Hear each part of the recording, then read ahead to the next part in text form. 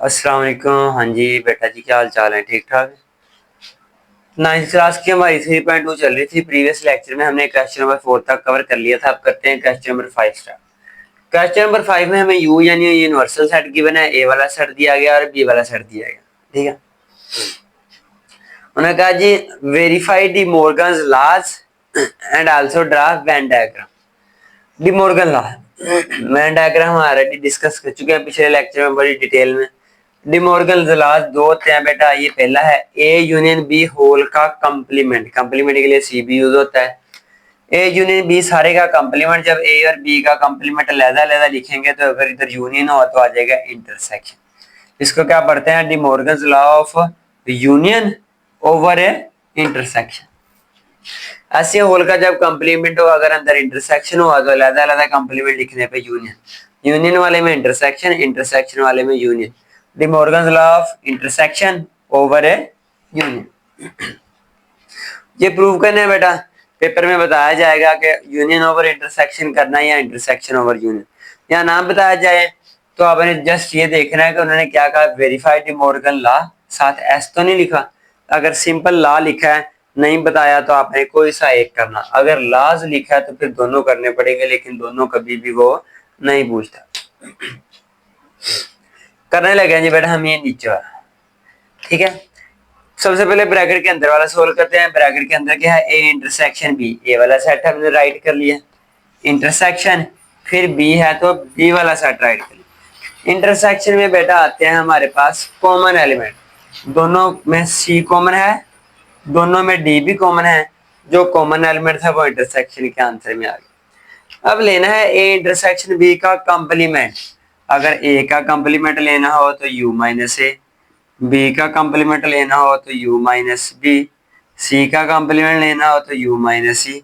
ऐसे अगर a intersection b का कंप्लीमेंट लेना हो तो u minus a intersection b। यानी जिसका भी कंप्लीमेंट लेना उसको u में से माइनस करना पड़ेगा। सेम एज इट इज, इसका जब कंप्लीमेंट लेना था तो u में से माइनस किया। पहले u वाला सेट राइट कर दिया हमने, फिर माइनस, फिर क्या आ गया बेटा इधर? ये माइनस आ गया। फिर A intersection B, A intersection B का आंसर है सी डी। अगर पहले सेट में से ये वाला सेट माइनस कर दो, यानी सी और डी माइनस कर दो। हमने बेटा सी भी माइनस कर दिया, डी भी माइनस कर दी, पीछे जो एलिमेंट बच गए वो राइट कर दी। ये थी जी हमारी इसकी लेफ्ट हैंड साइड।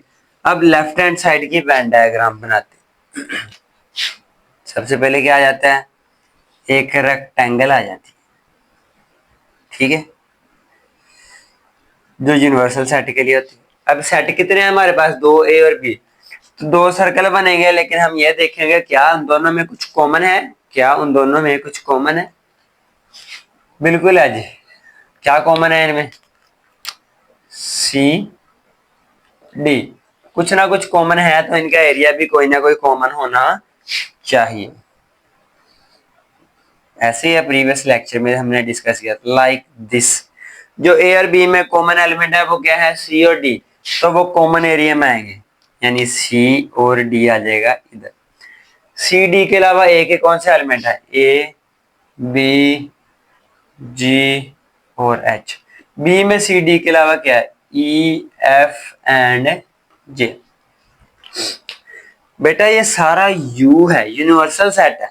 क्या यूनिवर्सल सेट के अंदर ए से जे तक सारे पूरे हो गए हैं?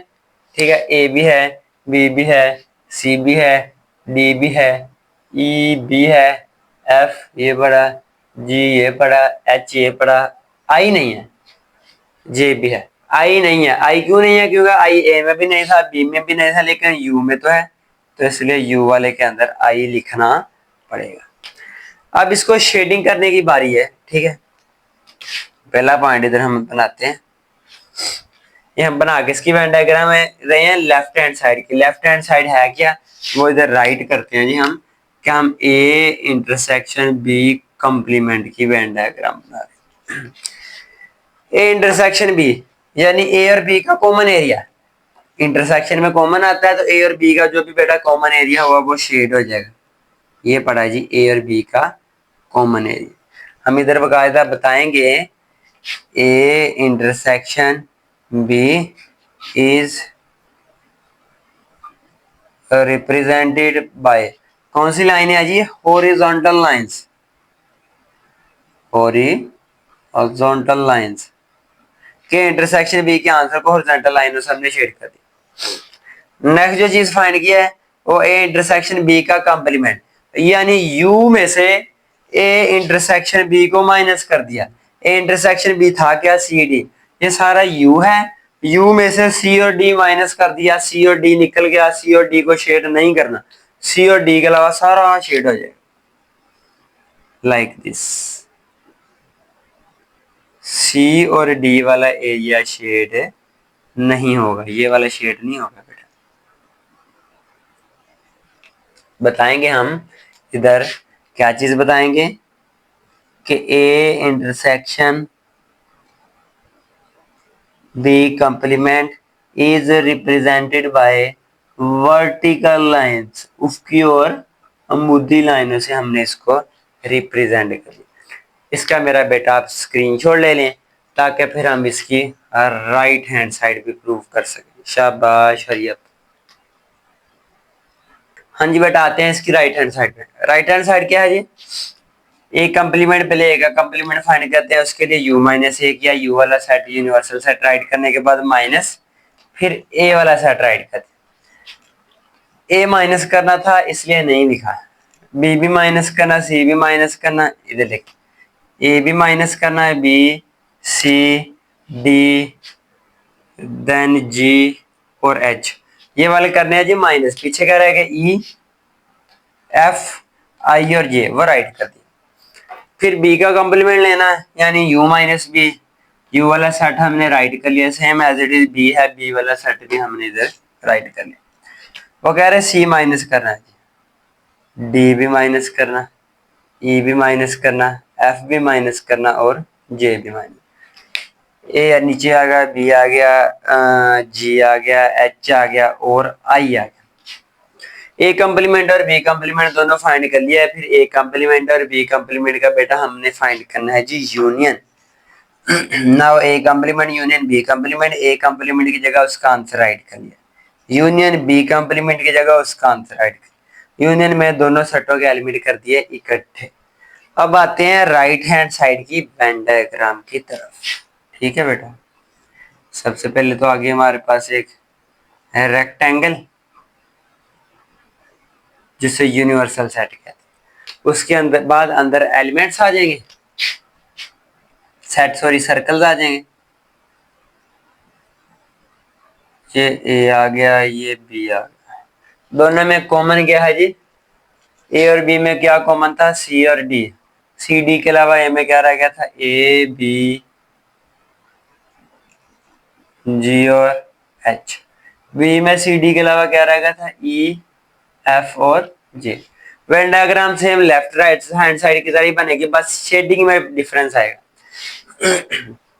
यूनिवर्सल सेट में ए से जे तक थे, ए से जे तक सारे आगे एक्सेप्ट आई, आई नहीं आया क्योंकि वो ना ही ए में था ना ही बी में था, इसलिए वो सिर्फ यू में आया। अब आगे जिसकी शेडिंग के बारे में, जो लेफ्ट हैंड साइड की हमने वेन डायग्राम बनाई थी ऊपर मेंशन कर देते हैं, ये है राइट हैंड साइड की ए कंप्लीमेंट इंटरसेक्शन बी कंप्लीमेंट।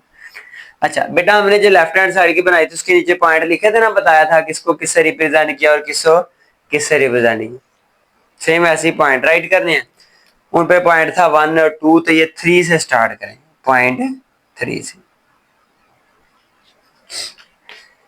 पहला काम ए कंप्लीमेंट फाइंड किया, ए कंप्लीमेंट यानी यू में से ए को माइनस कर दिया, ए निकाल दिया, यू में से ए वाला कर दिया माइनस, ए वाला शेड नहीं करेंगे, बाकी सारे का सारा यू हो जाएगा शेड। ए वाला माइनस इसलिए नहीं करेंगे क्योंकि ए तो ए वाला शेड इसलिए नहीं किया क्योंकि ए को तो हमने करना है जी माइनस, ये आ गया। फिर बी कंप्लीमेंट यानी यू में से बी माइनस कर देना। हम पहले इसको बताते हैं जी कि A complement is represented by horizontal lines. फिर आ गया बी कंप्लीमेंट, बी कंप्लीमेंट के लिए यू में से बी को माइनस करना है, इस बी को करना है जी माइनस, यानी बी हम सारे का सारा शेड नहीं करेंगे, बी के अलावा बाकी सारा शेड हो जाए।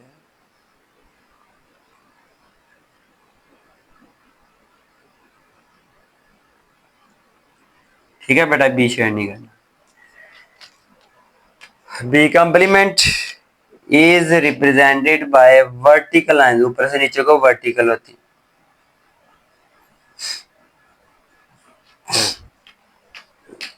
ठीक है, अब आते हैं जी फाइनल आंसर जो हमने फाइंड किया था वो क्या था?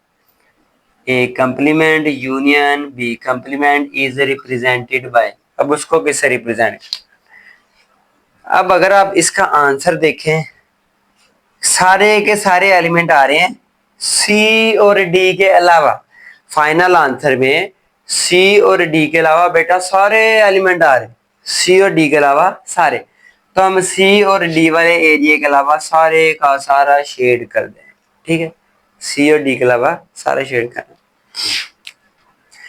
हॉरिजॉन्टल लाइंस भी हो चुकी है, वर्टिकल भी हो चुकी है। अब हम यूज कर लेते हैं स्लैंटिंग यानी तिरछी लाइन। कौन सी लाइन है? स्लैंटिंग, ये वाली। ये कहाँ कहाँ जानी है? सी और डी वाले एरिया के अलावा हर जगह से गुजरेगी। ये सी और डी वाला एरिया नहीं आएगा जस्ट इसके। A union B, A complement union B complement is represented by slanting lines. ठीक है, ये था जी हमारे पास राइट हैंड साइड का वेन डायग्राम। लास्ट पे हमने फाइनल रिजल्ट लिखना है। So from left hand side का लास्ट जो पॉइंट था वो 2 था, और राइट हैंड साइड का जो लास्ट पॉइंट है वो 5 है। From 2 and 5 left hand side equal to right hand side. ये थी जी हमारे पास वेन डायग्राम जो एज अ लॉन्ग क्वेश्चन आती है। ठीक है, इसका मेरा बेटा स्क्रीन छोड़ लें। आई होप अब आपको क्लियर होगी, आप किसी भी डिमोर्गन लॉ पे ये बना सकते हैं। हाँ जी बेटा जी, आते हैं जी इसके क्वेश्चन नंबर 6 की तरफ। इसमें 3 पार्ट है, तीनों छोटे छोटे शॉर्ट क्वेश्चन।